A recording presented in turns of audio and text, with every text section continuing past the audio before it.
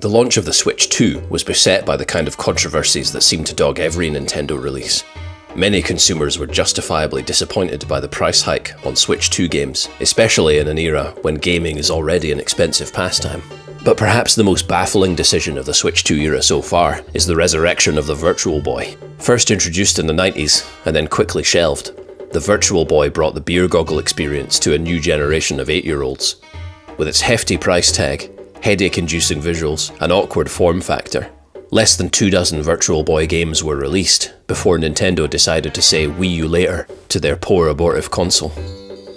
So, in 2025, with fans still clamouring for DS games on Switch or a Twilight Princess remaster, Nintendo did the only thing they logically could. They ignored all that and re-released the Virtual Boy instead. And not just the games, but the original hardware. Sort of. For the princely sum of $100, £66 in the UK, you can own this piece of gaming history for yourself. Keep in mind that this is not a standalone console like it was before. You're paying this price tag for something that's just an accessory to the Switch. But that's not the worst part of the deal. Let's talk about the games. Only 22 games were ever officially released for the Virtual Boy.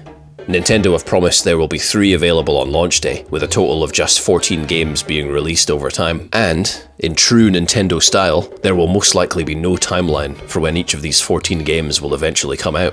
Even worse than that, the games will only be available via Nintendo's premium subscription tier on NSO.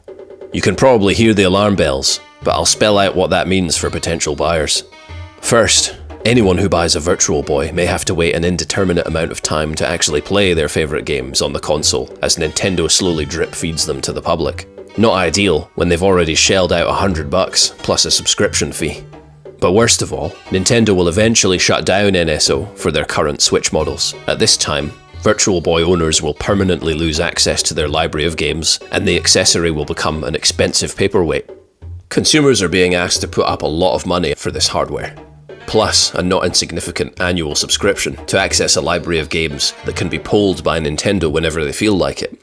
Nintendo are softening the blow with a cardboard version of the Virtual Boy at a much lower price, but this version lacks the table stand that comes with the full-size unit and has no kind of head strap, which presumably leaves players in the awkward position of either holding their Switch right up to their face, not very appealing for longer play sessions, or, I don't know, jerry-rigging some kind of headband so they can play it hands-free. By the way, I'm not recommending that you do that. All of this begs the question, is there really any point to buying this thing at all? Don't get me wrong, I've got no problem with resurrecting the Virtual Boy in principle. It's an important piece of gaming history, and I'd love to have a shot of one day. But asking fans to pay this much for something that could be useless a few years from now feels like too high a price. Let me know what you think in the comments, and subscribe if you'd like to see more videos like this one. And thanks for watching.